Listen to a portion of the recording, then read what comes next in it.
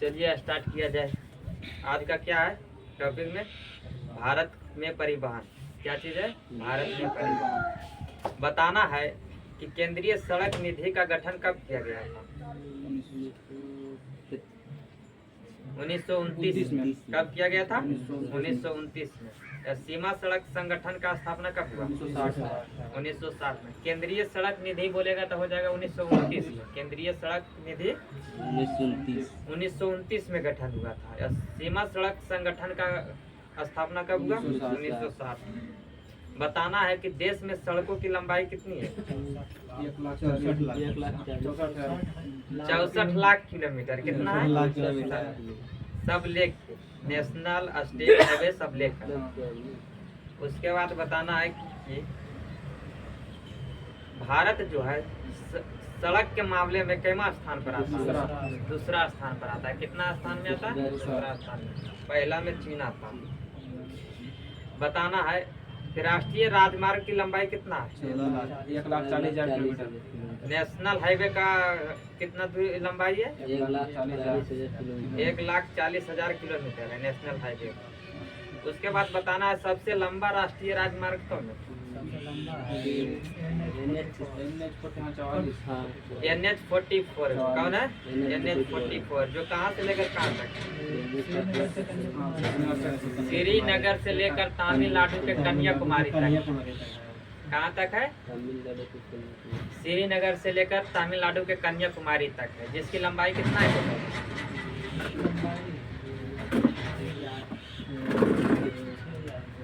सबसे लंबी राष्ट्रीय राजमार्ग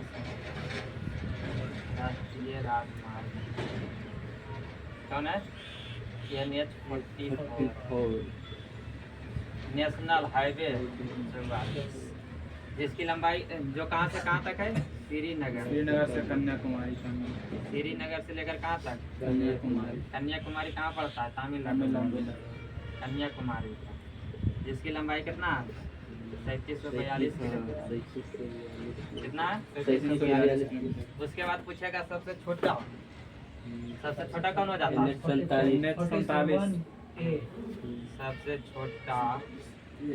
सबसे छोटी राष्ट्रीय राजमार्ग कौन है?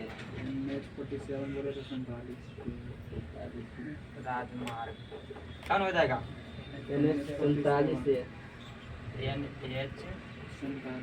NH-47 जो कहाँ है? केरल में। कहाँ? केरल में कहाँ? कोची। केरल में कहाँ? कोची से लेकर बेलिंगटन। केरल में है।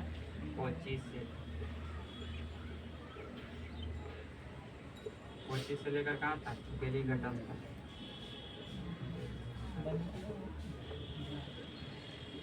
बेलिंगटन तक जो लगभग कितना? 6 किलोमीटर मात्र है। कितना? 6 किलोमीटर है।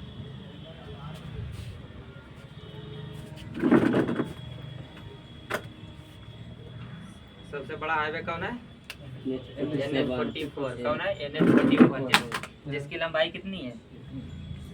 इसकी लंबाई 3742 किलोमीटर। 3742 किलोमीटर है। 3742 किलोमीटर है। उसके बाद बताना है जो कहाँ से कहाँ तक है? श्रीनगर से कन्याकुमारी तक। कहाँ है? श्रीनगर से कन्याकुमारी। और सबसे छोटा हो जाएगा NH-47 जो मात्र 6 किलोमीटर है। कितना है? 6 किलोमीटर। उसके बाद बताना है कि जवाहर सुरंग किस हाईवे में है? NH-1 का ए में है। NH-1 के ए में जो कहाँ से कहाँ तक है?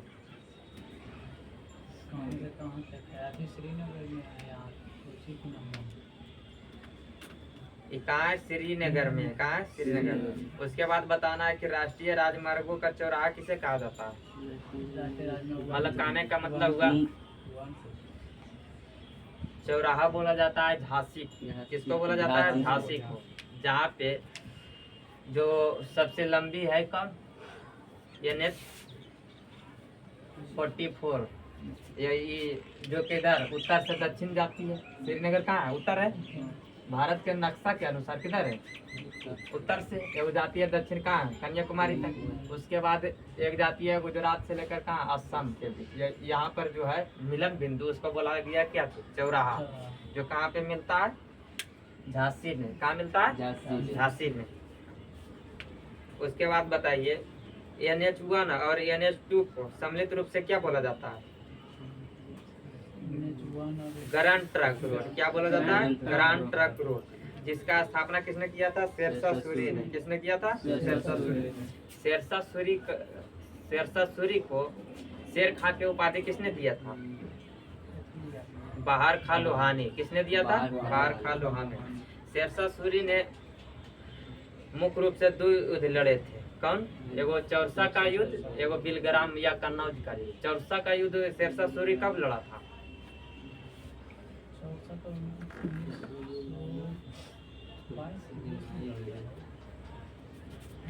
1539 में। कब लड़ा था? 1539 में। किसके बीच लड़ा था? शेरशाह सूरी और हुमायूं के बीच, जिसमें हुमायूं की हार होती है। उसके बाद दूसरा युद्ध कौन था? कन्नौज या बिलग्राम का युद्ध, जो 1540 में लड़ा था। उसमें भी हुमायूं की हार होता है। हुमायूं क्या करता है? अपना गद्दी छोड़कर भाग जाता है।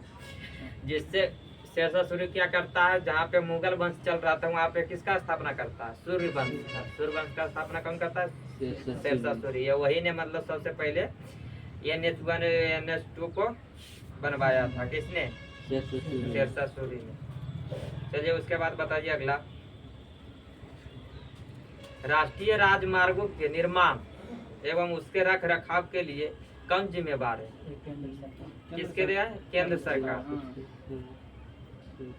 उसके बाद बताना है कि राज्य राजमार्गों की निर्माण एवं देख रखाव के लिए राज्य सरकार। उसके बाद बताना है क्या चीज? स्वर्णिम चतुर्भुज योजना जो है संबंधित है किससे? स्वर्णिम चतुर्भुज योजना संबंधित है राजमार्गों। किससे? राजमार्गों से। जिसमें कितना? 4 महानगर को जोड़ा गया है। कितने? 4 महानगर। कौन कौन हो जाएगा? देखो यहाँ पे ऊपर में है क्या चीज? दिल्ली। दिल्ली दिल्ली से आया इधर मुंबई। उसके बाद नीचे गया चेन्नई। उसके बाद है इधर कोलकाता। कोलकाता है ये, यहाँ दिल्ली से फिर कोलकाता है। तो स्वर्णिम चतुर्भुज योजना किससे संबंधित है? राष्ट्रीय राजमार्गों से। किससे? राष्ट्रीय राजमार्गों से संबंधित है। उसके बाद बताइए अगला क्वेश्चन,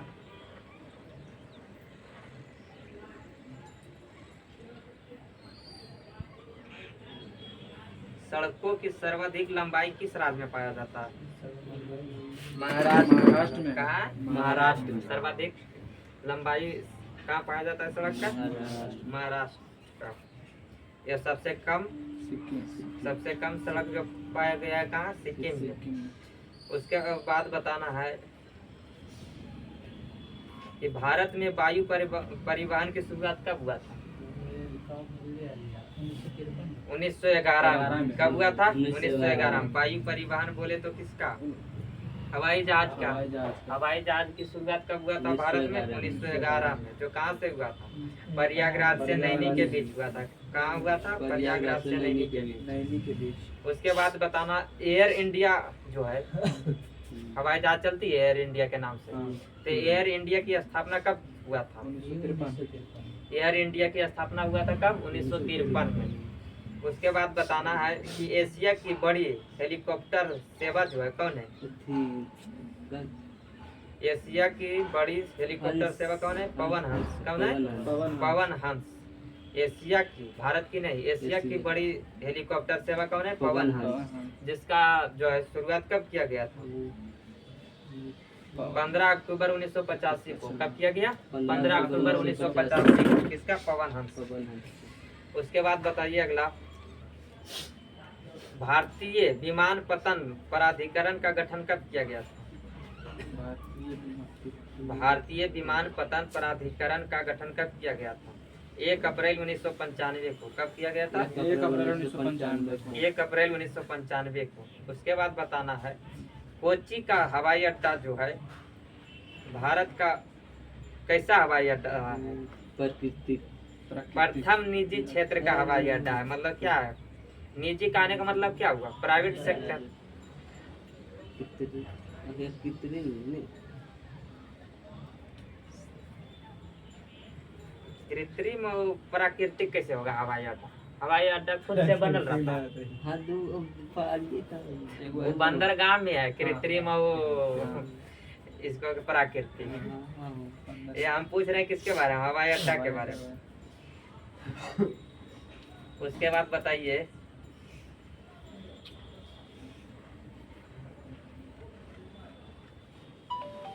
भारत में बंदरगाहों की संख्या कितनी है? बड़ी बंदरगाह 14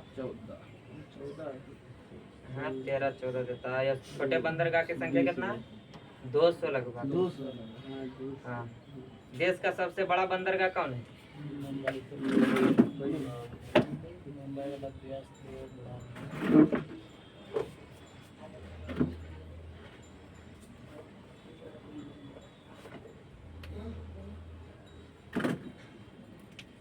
भारतीय है।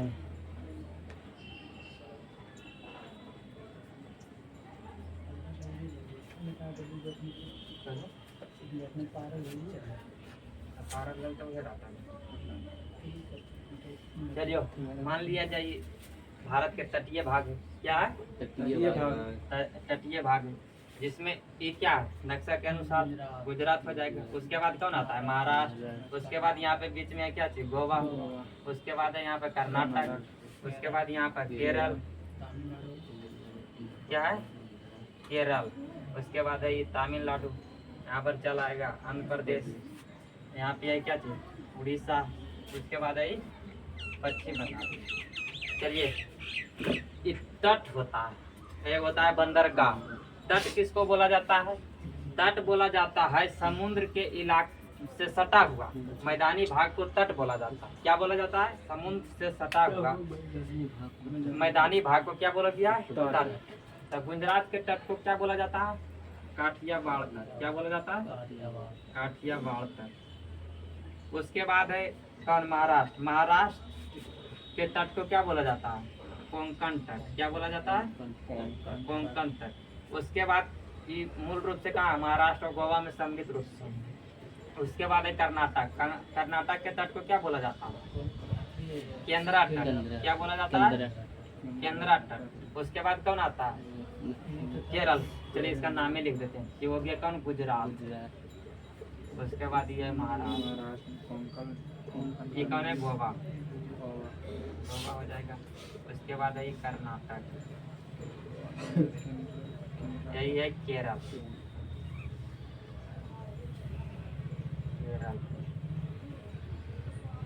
ये क्या? तमिलनाडु।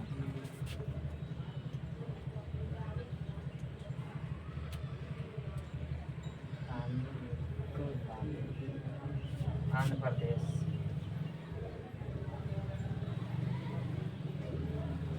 उड़ीसा। पश्चिम बंगाल।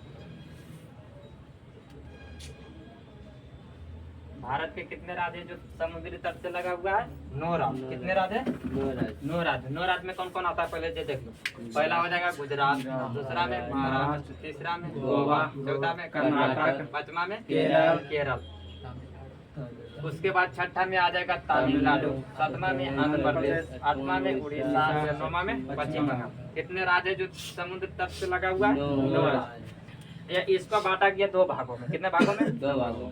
जैसे बीच में हम एक रेखा खींच देते हैं तो इस रेखा के अनुसार इस साइड क्या हो जाएगा? पूरा होता है ना। यही साइड होता है पश्चिम। तो इसलिए इस इधर वाले तट को बोला जाता है पश्चिमी तट। क्या बोला जाता है? पश्चिमी तट। ये इस साइड वाला को बोला जाता है पूर्वी तट। तो पश्चिमी बोलेगा कि पश्चिमी तट में जो है राज्यों की संख्या कितनी है? 5। कितनी राज्य? 5। गुजरात, महाराष्ट्र, गोवा, कर्नाटक और केरल। ये पूर्वी तट में बोलेगा तो हो जाएगा कहाँ से? तमिलनाडु, आंध्र प्रदेश, उड़ीसा या पश्चिम बंगाल। उसके बाद बताना है क्या चीज? इसको जो है पश्चिमी तट को एक नाम और से जाना जाता है। किसके? सह्याद्री के नाम से। किसके? सह्याद्री के नाम से। सह्याद्री। सह्याद्री बोला जाता पश्चिमी तट का है। हाँ, किसको? पश्चिमी तट। पश्चिमी तट का ये हो गया था इसका नाम। उसके बाद देखना है कि तट का नाम किस राज्य में क्या बोला जाता है। अच्छा तो पहला गुजरात में क्या बोला जाता है? काठियावाड़। कठियावाड़ उसके बाद महाराष्ट्र और गोवा के तट को क्या बोला जाता है? कोंकण तट। कोंकण। उसके बाद कर्नाटक वाले तट को बोला जाता है केंद्रा तट। जब केरल वाले तट को बोला जाता है मालाबार तट। मालाबार मालाबार। उसके बाद इस साइड खत्म हो गया, आते हैं कम सर पूर्वी तट तरफ। पूरब में जो होता है यहाँ पे है कृष्णा डेल्टा क्षेत्र। क्या है? कृष्णा डेल्टा क्षेत्र से लेकर तमिलनाडु के कन्याकुमारी तक वाले क्षेत्र को बोला जाता है कौन सा? कोरोमंडल तट। क्या बोला जाता है? कोरोमंडल कोरोमंडल कोरोमंडल तट। उसके बाद यहाँ उड़ीसा में महानदी है, बहती है। तब महानदी से लेकर कृष्णा देवता के क्षेत्र से वाले बीच वाले क्षेत्र को क्या बोला जाता है? उत्तरी सरकार तट। उत्तरी क्या बोला उत्तरी जाता है? सरकार उत्तरी सरकार सरकार तट। उसके बाद उड़ीसा में एक तट, उड़ीसा के तट को बोला जाता है क्या चीज? मुख्य रूप से उत्कल तट। क्या बोला जाता है? उत्कल या तो कलिंग। उत्कल या कलिंग तट कहाँ वाले तट को बोला जाता है? उड़ीसा वाले तट। उसके बाद होता है क्या चीज? ये हुआ तट। क्या हुआ? तट। उसके बाद होता है बंदरगाह। बंदरगाह में क्या होता है? जैसे शिप होता है पानी वाला, वो आके लगता है ना कहीं पे, तो जहाँ पे लगता है उसको बोला जाता है क्या चीज? बंदरगाह। जैसे हमको कोई सामान एक्सपोर्ट करना है या तो कहीं से मंगाए तो कहाँ लगेगा? कहीं पर किनारे पर नहीं लगेगा समुद्र में, क्योंकि बीचे से कुछ से उठा लेगा। तो वही जहाँ पे लगता है किनारे में उसको बोला जाता है क्या चीज? बंदरगाह। क्या बोला जाता है? बंदरगाह। तो गुजरात में जो तट है उसको क्या बंदरगाह, उसको क्या बोला जाता है? इसको क्या बोला जाता है?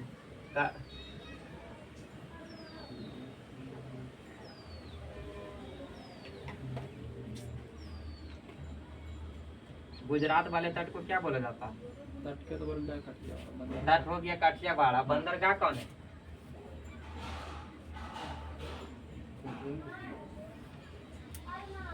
चलिए, महाराष्ट्र में है दो मेल रूप से कौन कौन?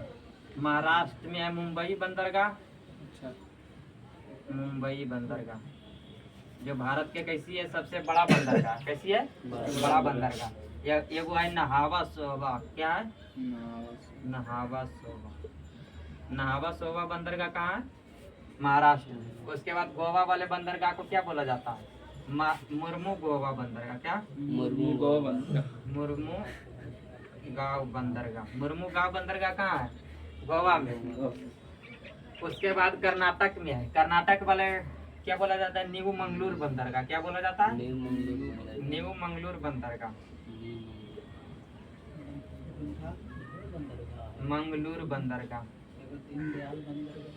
दीनदयाल बंदरगाह जो है इसका नया नाम रखा गया, पुराना नाम इसका दूसरा चीज था। कांडला बंदरगाह। क्या था पहले नाम? कांडला बंदरगाह। कांडला बंदरगाह का अभी नया नाम कर दिया गया क्या? दीनदयाल बंदरगाह। क्या? दीनदयाल बंदरगाह इसका नया नाम हो गया। वैसे नहावा सुहावा का जो नया नाम हो गया पंडित जवाहरलाल नेहरू बंदरगाह। क्या हो गया? पंडित जवाहरलाल नेहरू बंदरगाह। इसका नया नाम हो गया पंडित जवाहरलाल नेहरू बंदरगाह। जीएल नेहरू। उसके बाद कौन बचा? केरल। केरल वाले बंदरगाह को क्या बोला जाता है? केरल वाला हाँ, कोची बंदरगाह। क्या? कोची बंदरगाह। कोची बंदरगाह। उसके बाद आते हैं कहा? तमिलनाडु। तमिलनाडु में मुख्य रूप से 3 बंदरगाह। कितने? 3 बंदरगाह। कौन कौन है? एन्नौर। कौन है? एन्नौर। दूसरा है तुत्तीकोरी। तुत्तीकोरी। तीसरा होता है चेन्नई। तो पूछेगा एन्नौर बंदरगाह कहाँ है? तमिलनाडु में। तुत्तीकोरी बंदरगाह कहाँ है? तमिलनाडु में। चेन्नई बंदरगाह कहाँ है? तमिलनाडु में। उसके बाद आता है आंध्र प्रदेश में मुख्य रूप से एक बंदरगाह है जिसका नाम क्या है? विशाखापट्टनम। विशाखापट्टनम। तो विशाखापट्टनम है जो भारत के सबसे गहरी बंदरगाह। क्या?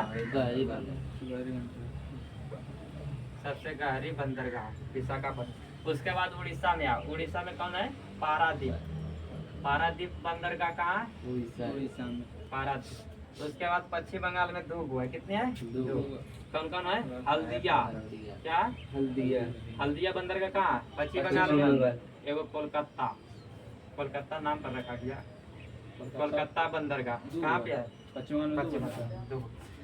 चलिए यहाँ आया देखिए, गुजरात वाले बंदरगाह को बोला जाता है कांडला बंदरगाह। क्या बोला जाता है? कांडला बंदरगाह। ये इसका नया नाम रखकर क्या किया गया? दीनदयाल बंदरगाह। क्या? दीनदयाल। उसके बाद बताना है महाराष्ट्र में। महाराष्ट्र में मुख्य रूप से दो कौन का?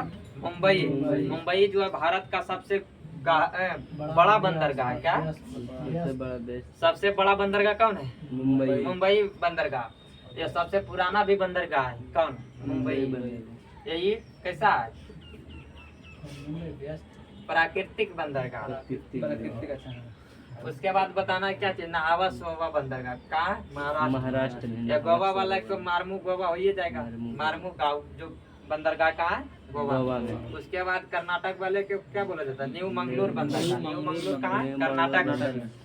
उसके बाद क्या? केरल। केरल में कौन? कोची बंदरगाह। केरल में कोची बंदरगाह। उसके बाद आइए तमिलनाडु। तमिलनाडु का बंदरगाह को 3 गो है। कितना है तमिलनाडु में? 3 गो। एन्नौर, तुतिकोरी या चेन्नई। एन्नौर, तुतिकोरी या चेन्नई कहाँ है? तमिलनाडु में। उसके बाद विशाखापट्टनम में आया। विशाखापट्टनम में कितना हो जाएगा?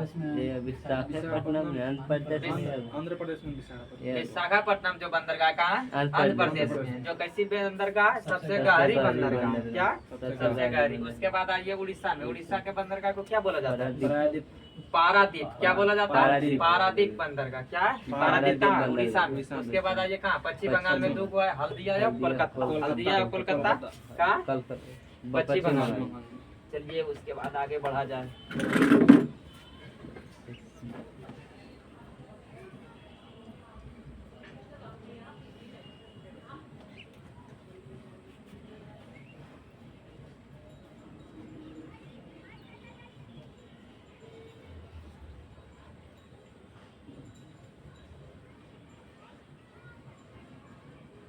इसमें दिया है दीनदयाल उपाध्याय जो बंदरगाह है कि इसका पूर्व नाम क्या था? मतलब पुराना नाम कांडला बंदरगाह। क्या था? कांडला बंदरगाह। नहावा सोवा का जो नया नाम है क्या है? हाँ, नहावा सोवा जो बंदरगाह है पंडित जवाहरलाल नेहरू बंदरगाह। कौन? नहावा सोवा का नाम चेंज करके किया गया। वैसी जो है सबसे पुराना एवं कृत्रिम बंदरगाह कौन है? चेन्नई। चेन्नई है। कौन है? चेन्नई। उसके बाद बताना मुंबई एवं कोचीन जो बंदरगाह है प्राकृतिक बंदरगाह। हम कैसे बताए थे? प्राकृतिक बोले थे। ये पहला रसायन बंदरगाह कौन है भारत का? दाहेज। कौन है? मुंबई कृत्रिम।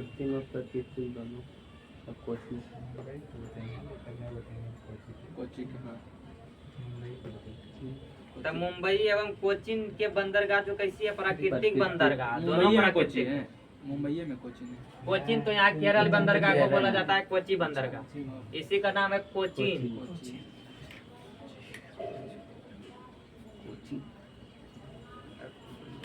भारत का पहला रसायन बंदरगाह जो है कौन है? दाहेज है। कौन है? दाहेज। दाहेज कहाँ पड़ता है? गुजरात में। बताना है कि भारत का सबसे गहरा बंदरगाह कौन है? विशाखापट्टनम। कौन है? विशाखापट्टनम। उसके बाद बताना है सबसे बड़ा कंप्यूटराइज एवं निगमित बंदरगाह जो कौन है? एन्नौर बंदरगाह। कौन? एन्नौर। लेकिन इसका नया नाम चेंज करके क्या किया गया? कामराज। क्या रखा गया? कामराज। इसका नया नाम क्या है? कामराज। ये तूतीकोरी जो बंदरगाह है इसका नया नाम क्या है? बीओ चिदम्बरनार। क्या है? बीओ चिदम्बरनार। एन्नौर बंदरगाह का नया नाम हुआ कामराज। एन्नौर बंदरगाह का नाम चेंज करके क्या किया? कामराज। ये तूतीकोरी बंदरगाह का नाम चेंज करके क्या किया? बीओ चिदम्बरनार। क्यों? बीओ चिदम्बरनार। उसके बाद बताइए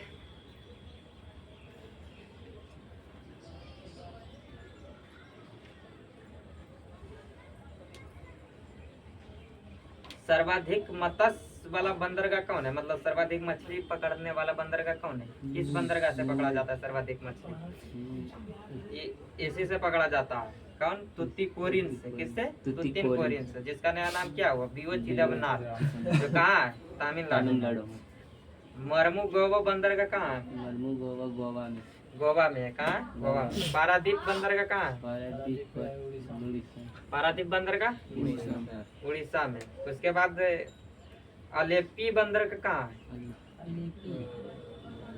देखिए, मुख्य रूप से बड़ा बंदरगाह की संख्या 13 है, 14 देते हैं कहीं पर। ये छोटे बंदरगाहों की संख्या 200।